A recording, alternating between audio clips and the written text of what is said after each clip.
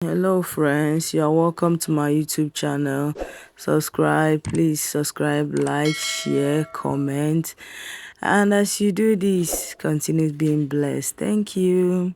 So we are working on fabric brooch, or you can say fabric a material brooch or material flower, whichever name you choose to call it. So for it, we have our chalk, our scissors, our needle and thread, our container that we're working with, and our material. So for the work,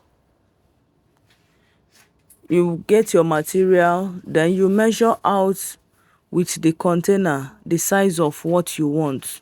You can use a smaller container, you can use a bigger container. So I've already done my measuring out off camera. So this is me still showing example how to do it. Just put your container, hold it firmly, then you use your chalk to rule round the container. Then after that you are done, you now start cutting it out. I have about 9 of it. I have about 9 of the ruling. I'm making 2 of it, one bigger and one smaller. So I use this thing to rule about 9, this container to cover, to rule about 9 of it for the bigger one, and 9 again for the second one. So I'll be using it on my hairband. So I made the hairband off camera. So in case if you want to learn how to make the hairband, which you'll be seeing later in the video, just drop a comment and I'll make a video on how to make that hairband. So this is me cutting out the container round. So I've gotten my cutout. This is 9 and the other one is 9 as well. So to make the brooch, you fold into 2 in triangle form. You fold it into 2, then you fold it into again. That is, you fold it into 2, then you refold it again to get triangle shape. Then you start by passing your needle front, back, front, back, front, back, front, back till you get to the end of the fabric. Then you drag your thread out. You drag your thread. Then you do another one. This is it. That is how you keep doing it for all of them till you finish that 9. Please remember, it's not compulsory that you cut out 9. I cut out 9 because I want my own to be kind of full. Want it to be full. You can decide to cut out 8. You can decide to cut out 7, 6, 5, 4, even 3. And some of them I've seen the ones of 3. I've even made the one of 3, cutting out three round material, and you make out 3 flower. They are also beautiful, and it depends on what you want. If you want your own to be full, you can go for the 9. If you want it to be a bit scanty, not really full, you can go for 3. Just 3 of this you tie. So this is me. I'm done with it. Then if you want it to be bigger than mine, you can get a bigger container. If you want it to be smaller than mine, it's just for you to get a smaller container. The bigger the size. So I just want my own to come out full like this. That's why I had to make up to 9 and this size. So this is me tying it. You tie it firmly. While you tie, you adjust. While you tie, you adjust. Then when you finish tying, then you adjust it finally before you drop it for embellishing.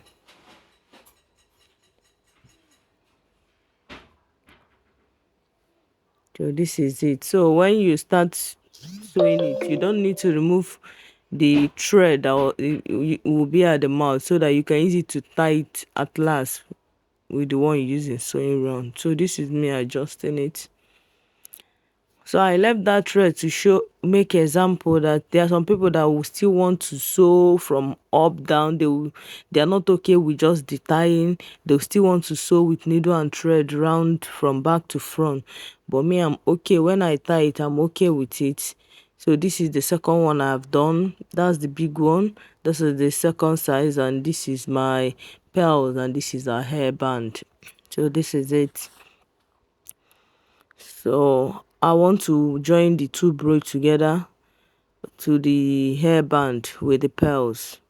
So some people, you might decide to use your gum, like your candle gum, to hold the hairband together with the brooch. But I most times prefer to use needle and thread. Even if I'll use gum, at least use needle and thread to tack it one or two places. But in this case, I only use needle and thread to tack it down round. Tack it down round. It was the second one that I had to use gum to hold down on top of the first brooch, and I use gum for my pearls also. So it depends on your choice what you want. You can decide to use candle gum to hold it down to your hairband, and you can as well decide to use needle and thread.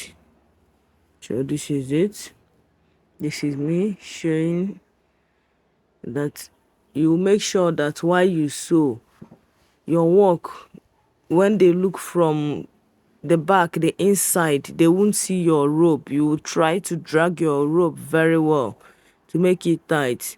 So it won't be when someone gets the work and just open it, they'll be seeing your needle and thread. So you try to drag it, tight it. So when they even open from the inside, it will be difficult to see the rope you have worked with. This is it. This is it. This is me doing my adjustments. So now I'll be using candle gum to gum it. Now this is our candle gum. I'll gum my pearls first of all. So after gumming my pearls to the second one, then I will now gum it to the main one, which is on the hairband.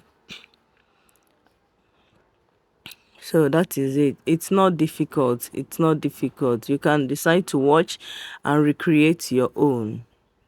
So this is just it. Please remember to subscribe, remember to like, remember to share, remember to comment.